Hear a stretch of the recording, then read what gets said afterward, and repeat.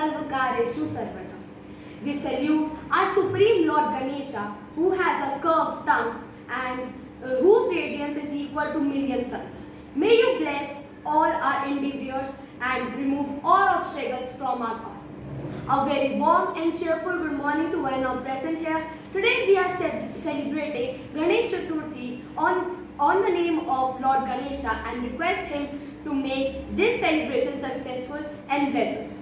Now I would like to call Kashvi for our beautiful thought. Good morning to all. Today's thought is, if you want to be strong, learn how to fight alone. I repeat my thought, if you want to be strong, learn how to fight alone. Thank you and have a nice day. Now a beautiful and cheerful speech by Ayush Kumar Jha of class 11 Science. शुक्लम भराधरम Vishnu Shashi वर्णम चतुर्भुजम Prasanna वदनम ध्यायेत serve विघ्नोपाशानाथाय. I bow to you, Lord Ganesh, the one who is dressed in splendid white garments and the one whose complexion resembles that of moon. I meditate on that form. Please nullify all the obstacles in my path. Good morning to one and all present here on this auspicious day of Ganesh Chaturthi celebration. Ganesh Chaturthi is a festival of utmost significance for all of us. We celebrate the birth anniversary of Lord Ganesh on this day. Lord Ganesh is also known as Vigna Vinashak, which means the one who removes and destroys obstacles. Ganesha blesses us with peace and prosperity. Lord Ganesh is the son of Lord Shiv and goddess Parvati. The festival is seen to be celebrated in the Hindu month of Bhadra.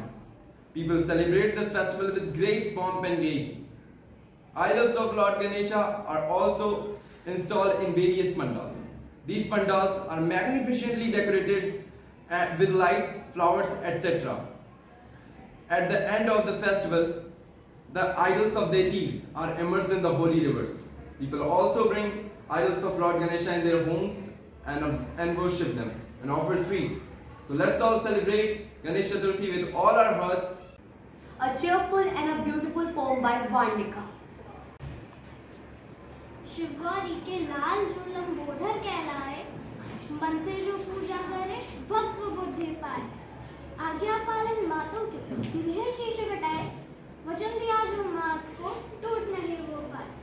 चरणों में माँ बाप के बसते चारों धाम, दुनिया को यह सीख दी बारंबार.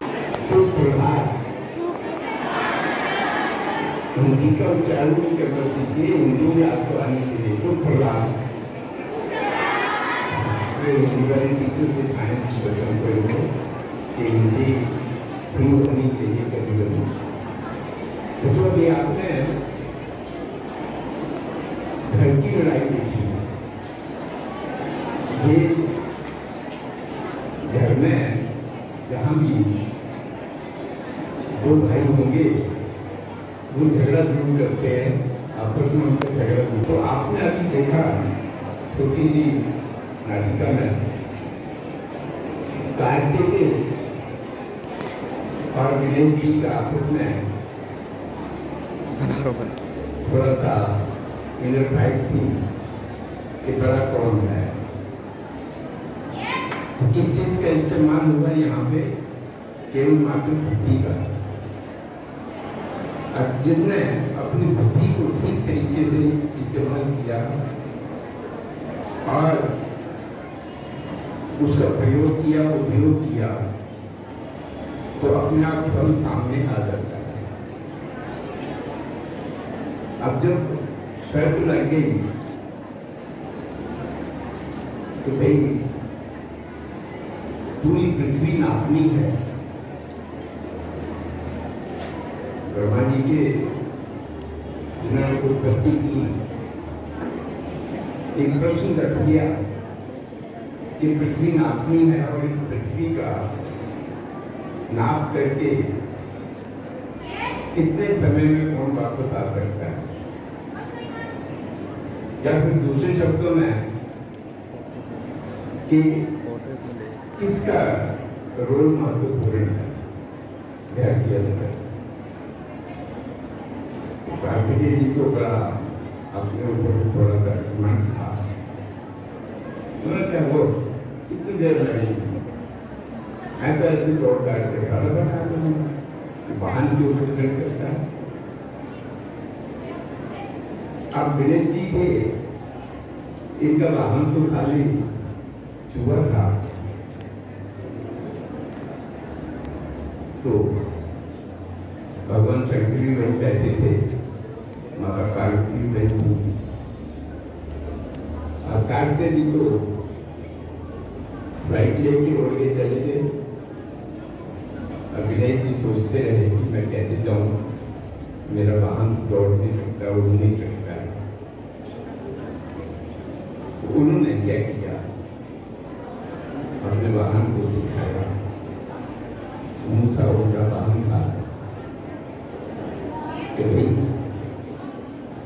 पृथ्वी पर चक्कर क्या लगाना है, मेरे माता पिता का चक्कर लगा देते हैं तो पृथ्वी नब जाएगी। बड़ा अच्छा आइडिया था, इसका मतलब पृथ्वी का इस्तेमाल हो रहा था। तो उन्होंने चूहे का वाहन इस्तेमाल किया बुद्धि के माध्यम से, और धीरे धीरे धीरे अपने माता पिता के चक्कर लगाना शुरू कर दिए। और जब उन्होंने अपने 3 चक्कर पूरे कर लिए, आकर के माता पिता के चरणों में बैठ गए। अब कुछ समय के बाद कार्तिकेय जो पक्षी का वाहन था उनका, उसके ऊपर बड़े हाँफते बड़ी देर के बाद पहुंचे। उन्होंने देखा कि गणेश जी पूरी चरणों में बैठे हुए हैं। अब जब वो चरणों में बैठे हैं तो उन्होंने कहा मैं फर्स्ट हूँ, मैं पहुंच गया। और गणेश जी तो अभी यहाँ से हिले नहीं है, तो बैठे नहीं है। अब फैसला कौन करे, कौन जीता। तो फिर थोड़ा सा झगड़ा हुआ। मैं फर्स्ट बच्चे भी आपस में जब रेस लगाते हैं ना, तो कोई पीछे रह जाता है तो झगड़ा करता है कि मैं पहले, लेकिन कहीं ना कहीं उसने फॉल किया, बुद्धि का इस्तेमाल नहीं किया। जब आप दौड़ते हैं तो या तो माइलेज को पहले कवर कर लो, या फिर स्कैम का बना होगा तो लास्ट में कवरेज होती है। तो स्टैमिना को मेंटेन करके दौड़ते रहते हैं बच्चे, दौड़ते रहते हैं और लास्ट में जाके रेस बढ़ाते हैं, स्पीड बढ़ाते हैं और वो फर्स्ट आ देते हैं। और जो सबसे पहले दौड़ रहा होता है वो पीछे हो जाता है। तो यहाँ भी बुद्धि का इस्तेमाल है। अब दोनों में आगे तो फैसला क्या होगा कि सबसे पहले पूजा किसकी होगी, जो फर्स्ट आएगा उसी की पूजा होगी, उसी को अवार्ड मिलेगा, दूसरा तो सेकंड में चला जाएगा। अब ये भगवान शंकर के ऊपर बात आ गई, कोई फैसला तो निर्णय करना है। तो वहाँ नारद जी भी विराजमान हो गया। अब नारद जी के बारे में तो सबको पता है कि वो माधुनी बहुत, इधर उसको कुछ बोल दिया, उधर उसको कुछ बोल दिया, दोनों पार्टीज को लड़ा दिया और फायदा उठा लिया। लेकिन बिना जज के जजमेंट नहीं की जाती। तो वहां पर फिर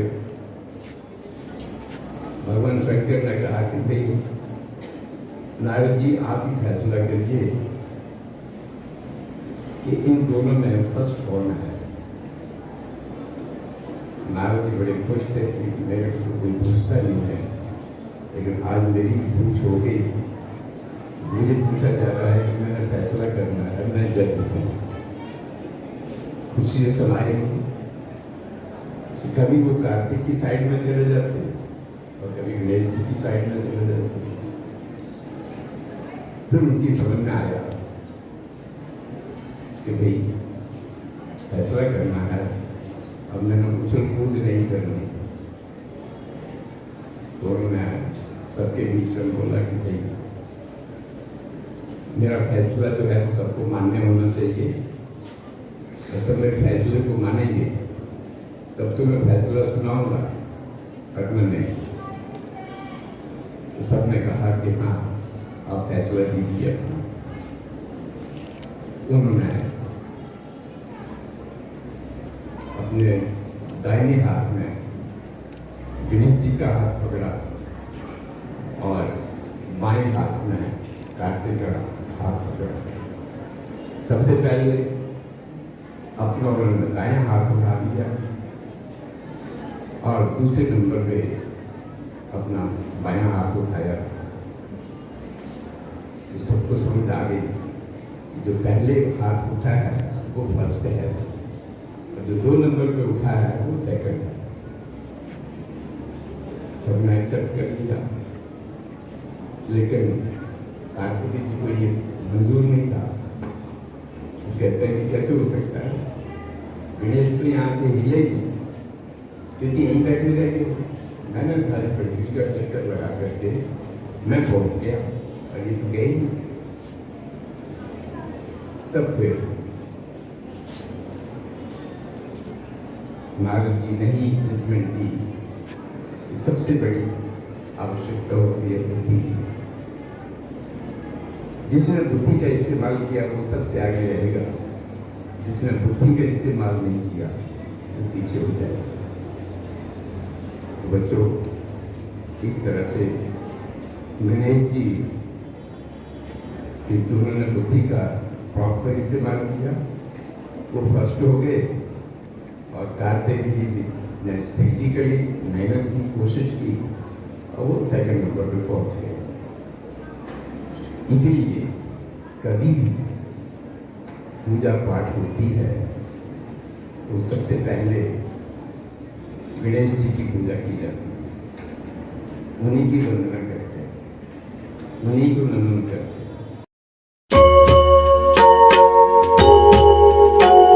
सुख करता दुख हरता वार्ता विघ्नाची, नुरवी पूर्वी प्रेम कृपा जयाची, सर्वांगी सुंदर उटिशेंदुराची, कंठी झळके माळ मुक्ता फळांची।